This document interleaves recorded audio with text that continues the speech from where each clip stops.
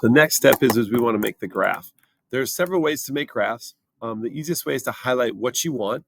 And I want to have the diameter in my x-axis and the surface area in my y-axis. So if we look on our assignment, we wanted to make this graph. So area is my y-axis, diameter is my x-axis, and I want to put those in here. One way to do it is you always want to highlight what you want on the x and then what you want on the y. I'm going to just highlight both of these, and I'll have to go remove this later, but this allows me to select everything at once. And then I'm going to go to Insert, and I'm going to Insert Chart.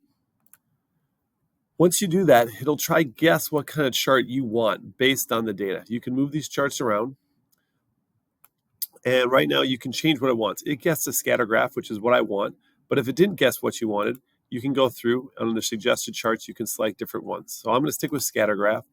And then I want to make this how I want. So right now, I put diameter in the x. So you can choose under this x-axis. You can pick different things. But I do want diameter. And then on the series here, these are our y values. So surface area is what I want. I don't want the number of stickers. So I can click on these three dots and I can remove it. And that'll give me the graph I want. However, it's missing the y-axis. So to put that in there, I can go to Customize and go to Chart Axis and Titles. And I'm going to change, instead of chart title, I want to just do work on the vertical axis title. And then I can put the name in here. So this was surface area. And it's always good to put your units. So this is in centimeters squared. And now that I got that, it looks pretty good. I have the whole graph of what I want here. All right, the next step here is, some people said it's easier to use math. And we do these stickers to figure out and visualize what the actual area is, but there are math formulas. So I'm going to type formula in here. And if I want it to look the same way as these other ones, there's different ways you can do it. One thing is if I copy this, so you can go to Edit Copy or Control C, and then here I'm going to paste, but instead of pasting the name, I'm going to go to Paste Special, and I'm going to paste just the format. So when I paste the format only, it's going to make the font and the bolding and the centering all look the same. All right, our formula that we talked about was the diameter of a sphere. Was the surface area of a sphere. And we found that by Googling surface area of a sphere. It popped up here for me. And when we did that here, you can see that the surface area of the sphere is 4 pi r squared. We measured the diameter, the distance across the circle, but we can see from this picture that the radius is always going to be half the diameter because it's the distance from the center out. So I can put this formula in. So I'll go back to my Sphere Lab, and I'm going to put it equal. That'll make it do a calculation. And 4, multiply is Shift 8 or the asterisk button. And then I'll put 3.14 in for pi. And now I need to multiply by the radius squared. Well, I have to take half the diameter first. So I'm going to put a parentheses, and I'm going to click on B2. So that's the cell where I have the first diameter. And then I'm going to divide it by 2. And now if I divide the diameter by 2, that'll turn into the radius.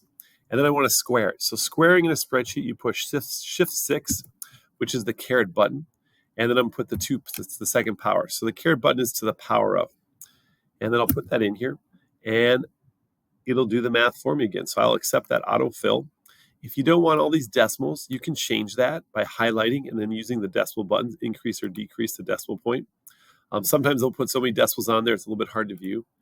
Before I go on here, some of these are getting a little bit off. It's hard to tell what number they are. It's a little bit hard to read. So I'm just going to center all these with the center button. And that makes it a little bit easier to read. You can also center your titles, your column titles here, column headers. So I'll center those also. And that just makes it a little bit easier to read. The next step here is I want to add this formulas to my graph. So I'm going to go into my graph here, and I can click on the Edit Chart. And now that we're in Setup, I can go back down and I want to add a series. So I'm going to click this Add a Series button. And when you add a series, if the one you want does not show up here, you can add a new one by clicking on the grid.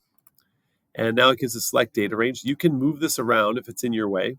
And then I'm going to select what I want. And it's always good to make these indices match. So this is 1 to 6. And if you look over here, my original data is 1 to 6 too. So I'm going to stick with 1 to 6 and put that in. And now when I do that, I can close this menu. I have both my formula values in red and my measured values in blue. And now we can compare them and work on that conclusion.